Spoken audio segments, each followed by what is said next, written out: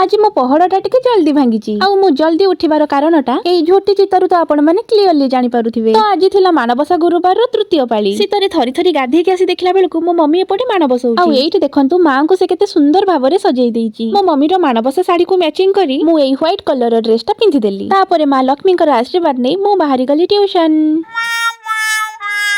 Tuition आसी देखे तो मार्केट रू आसी दहीबरा।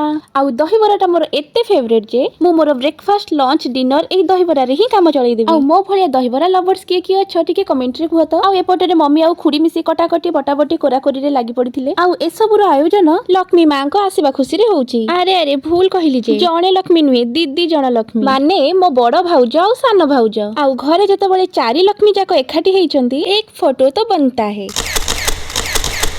आउ तापरे मां लक्ष्मी को पाखरे एठी भोग लागि हेइथिला। देन आमे समस्त बसी गलु खाइबा पई। चलो आज पई एतिकी पुणी देखा बा काली। रहिली जय जगन्नाथ।